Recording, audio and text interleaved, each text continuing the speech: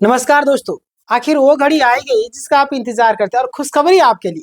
खुशखबरी कैसे है आज मैं आपको बताने वाला, डिटेल में चर्चा करेंगे। सबसे पहले लाइक कीजिए, सब्सक्राइब नहीं किया सब्सक्राइब करिए। देखिए, बड़ी खुशखबरी, सबको नौकरी मिलेगी, इंतजार खत्म, आखिरी मौका। आखिर क्या है? ज्वाइनिंग लेटर यहाँ पे छात्रों के हाथों में आप देख सकते हैं। खुशी ये भी आपको दिखाई दे रहा होगा। तो चलिए हम लोग बात करते हैं। सबसे पहले आपको पता है, मैं सारी जानकारी को पॉइंट बाय पॉइंट लाता हूँ ताकि आपके लिए एक भी जानकारी ना छूटे। ठीक है, चलिए ध्यान दिया आप। झारखंड सहायक आचार्य भर्ती को लेकर डिटेल में एनालिसिस, पूरा पूरा केस क्यों फंसा हुआ है ना, ये भी आप जान लीजिए।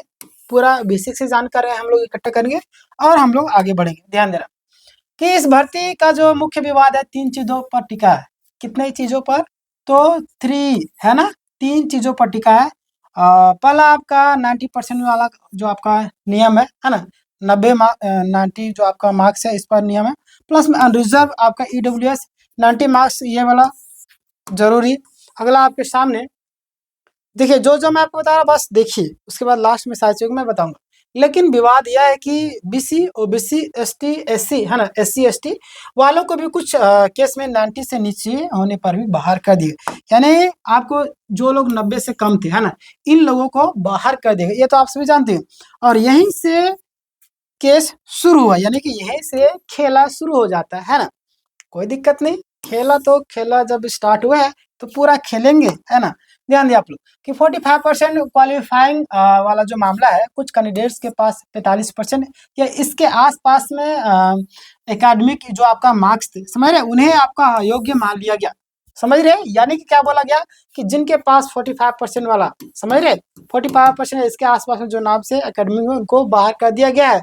जबकि अगर हम बात करें, यहाँ पे देखिएगा, अगर हम बात करते हैं यहाँ पे, जबकि उनका दावा है कि वे नियम के अनुसार योग्य है। बिल्कुल बाहर, ये तो बात सही है, योग्य है ही, ये तो गलत बोल रहे हैं अयोग्य है। यह बड़ा मुद्दा सुप्रीम कोर्ट में है। ये भी आप सभी जानते होंगे, नहीं जानते हमारे सब्सक्राइबर तो ये सारी चीजें जानते होंगे, नहीं जानते होंगे सब्सक्राइब कर लीजिएगा, जानते तो भी सब्सक्राइब कीजिएगा। ध्यान देना आपको। अगला आपका मतलब सी संशोधन, यानी कि जो आपका जो भी कैंडिडेट संशोधित से बाहर हुए थे, विवाद वाला, सरकार आयोग ने नियम में बदलाव किया। उस बदलाव ने क्या किया, बहुत सारे कैंडिडेट जो है उनको बाहर कर दिया गया। अब जो कोर्ट में ये जो सवाल है उठाए जा रहे हैं, समझ रहे, सवाल क्या है, ध्यान दीजिएगा कि क्या यह संशोधन, एक सेकेंड, क्या यह संशोधन नहीं था, या मतलब कि ये जो संशोधन है सही था या गलत? ये तो सवाल उठेगा ही उठेगा। आपने कई सारे छात्रों को बाहर किया, ये जो संशोधन आपने किया, क्या ये जो संशोधन है सही था या गलत, ये आपसे सवाल बनता है। जवाब तो मिलेगा ही मिलेगा, टेंशन ना लीजिए आप। आज यानी कि 6 तारीख का अपडेट आपको पता है कि क्या हुआ। लगातार आपको पता होगा कि सुनवाई हो रही है, जिसमें से आज का जो केस लगा हुआ था, लेकिन अगर बात करें सुनवाई के लिए, लेकिन केस का जो नंबर है देर से आया, आज जो सुनवाई नहीं हो पाया, समझ रहे। आखिर ये जो केस का जो नंबर है आके दे, पूरी सुनवाई नहीं हो पाई। और देखिए, बार बार ऐसा प्रॉब्लम हो रहा है, पिछला बार भी वही हुआ, अब भी यही हो रहा, पता नहीं कब सुनवाई होगा। इसका मतलब है कि ना कोई बहस हुई, ना ही कोई फैसला आया, समझ रहे, आज कल सुनवाई में कुछ भी चीजें नहीं आया। अब आगे का हम बात करते हैं मेन पॉइंट पर। ध्यान देना कि मतलब अगली जो डेट है क्यों महत्वपूर्ण है। तो अगली जो डेट है आपका कब रखा गया है, 13 अप्रैल को, है ना। 13 बहुत ही जल्दी रख दिया है, यानी कि आप इसी से अंदाजा लगा दिए कि मामला को आप गंभीरता से लिया गया और जल्दी जल्दी समाप्त कर दिया गया। अब जो आपका 13 तारीख को डेट दे दिया गया है, और यह डेट काफी मतलब कि ये जो डेट है बहुत ही ज्यादा क्रिटिकल है। क्यों? क्योंकि आपको पता होगा कि इस दिन आपका फाइनल बस होने की संभावना काफी ज्यादा लगी हुई है। अब तुरंत तुरंत जिस दिन आपको डेट देने लगे, 1 हफ्ते के अंदर में, 2 हफ्ते से भी कम टाइम अगर लेने लगे, समझ जाइए कि आपका केस अब सुनवाई कंप्लीट होने वाला, समझ रहे। मैं इसमें सुनने के लिए इंटरेस्ट है भी लोग। कोर्ट लंबित मुद्दों का भी क्लियर कर सकता है और जजमेंट रिजर्व या डायरेक्ट आ भी सकता है, समझ रहे। हालांकि समायोजन को लेकर जो पारा शिक्षक वाला मामला है वो आपका रिजर्व भी रखा है, अभी तक कोई फैसला नहीं आया। जैसे इन्फॉर्मेशन आएगी मैं आपको अपडेट कर दूंगा। ध्यान दीजिए आप यहाँ पे कि यानी कि 13 अप्रैल गेम चेंजर का डेट है, ठीक ना। चलिए आगे हम बात करते हैं, आप यहाँ पे ध्यान दीजिएगा। कोर्ट किन किन मुद्दों पर फैसला देगा। तो आपको पता है 90% वाला जो मार्क्स है सभी पर आपको लागू होगा, समझ रहे। संभावना है कि ये जो आपका नहीं होगा लागू, मतलब कि नहीं होगा, समझ रहे। जो 90% सभी लोगों को ये लागू नहीं होना चाहिए, नहीं लागू होगा। कैटेगरी के अनुसार अलग अलग नियम रह सकता है, मतलब कि बीसी, ओबीसी, एसटी, एससी उनको राहत मिल सकती है ना। आगे बात करते हैं, यहाँ पे ध्यान दीजिए आप लोग कि 45% वाले कैंडिडेट जो भी है, जो भी कैंडिडेट 45% मामला है, यह सबसे बड़ा पेंडिंग मुद्दा है। और अगर कोर्ट इसे अगर देखना चाहे तो बहुत ही जल्द देख लेगा, मतलब इसे प्राथमिकता दे सकता है। और एनसीटी राज्य नियम जो है क्या कहता है ये भी जान लीजिए। संभावना है कि ये सभी जितने भी कैंडिडेट है ना 45% वाले, इनको शामिल किया जा सकता है, समझ रहे। आगे हम बात करते हैं, आप यहाँ पे ध्यान दीजिएगा। संशोधन हटेगा या नहीं, आपके मन में ये भी तो सवाल उठ रहा है, संशोधन हटेगा तो अगर संशोधन हटता है तो बाहर हुए कैंडिडेट वो क्या करेंगे, अंदर आ जाएंगे, समझ रहे, वापस आ जाएंगे। और अगर नहीं हटता तो कुछ लोग बाहर ही रहेंगे, समझ रहे। तो इस चीज का आपको सियोरिटी रखना होगा। आगे हम बात करते हैं, अभी फिलहाल जो स्थिति बनी हुई, अभी आपका 50-50 का स्थिति बना हुआ है ना, इधर भी डगम डोल वाली स्थिति। प्रदीप कुमार का केस को लेकर के जो अपडेट आ रही है, ध्यान देना आपको। प्रदीप कुमार का जो जजमेंट है, एक महत्वपूर्ण जजमेंट है। कई लोग मान रहे हैं कि यह हट सकता है ना। बिल्कुल ये खुशी वाली बात है ना, ये खुशखबरी है कि हटेगा, घबराने की जरूरत नहीं। बट कहीं ना कहीं बहुत सारे के मन के आगे नौकरी चले जाएगी, नौकरी नहीं जाएगी, इसमें कहना है कि बीच का रास्ता अपना जाएगा, नौकरी तो नहीं जाएगा, है ना, संभावना है कि नहीं जाए।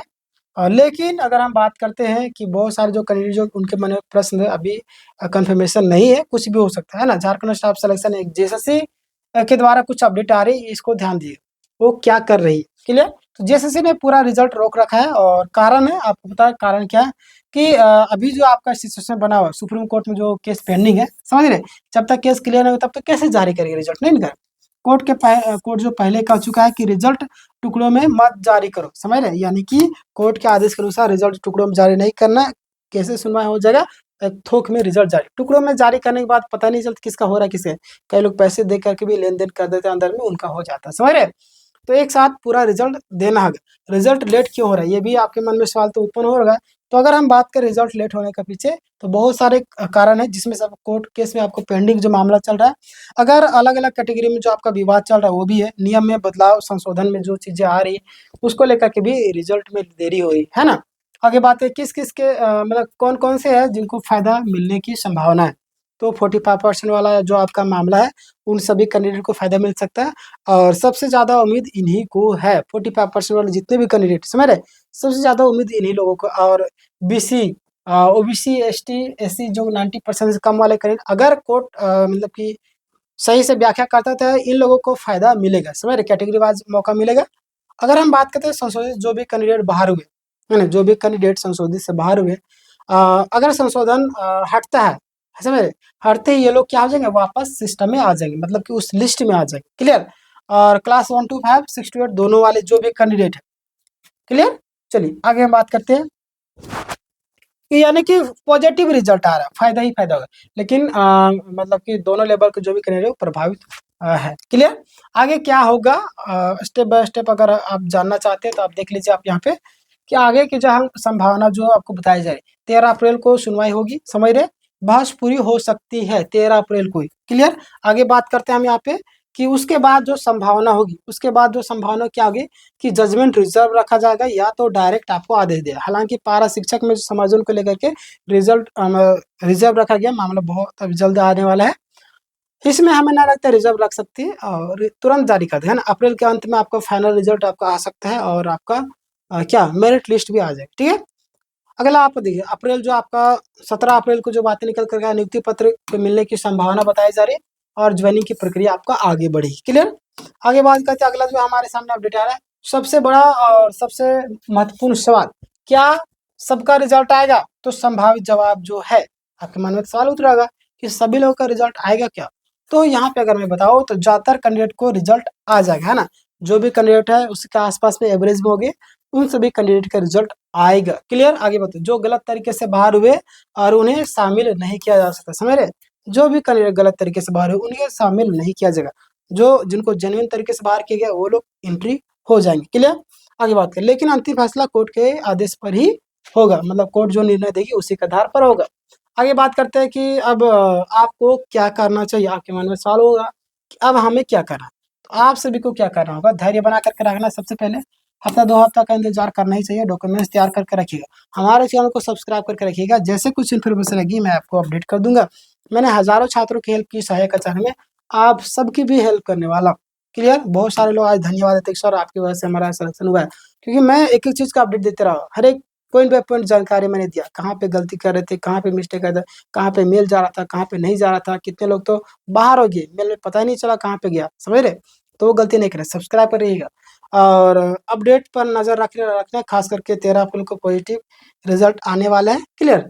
आगे बात करते हैं। ये मतलब जो आपको यहाँ पे दिख रहा है, केस का जो रुख है कैंडिडेट के पक्ष में दिख रहा है। फाइनल कंक्लूजन, महत्वपूर्ण बात आप सबके लिए ध्यान देना। 13 जो आपका आज का सुनवाई नहीं हो पाया 6 अप्रैल वाला, 13 अप्रैल को फाइनल सुनवाई संभावना है। 45% कैटेगरी वाले जो भी कैंडिडेट उनको राहत मिलने की उम्मीद है। अगला आपके सामने अप्रैल में रिजल्ट और नियुक्ति की जो संभावना काफ़ी ज़्यादा मजबूत बताया जा रहा है। क्लियर? तो आज का ये अपडेट था, कैसा लगा आप मुझे कमेंट करके बताइए।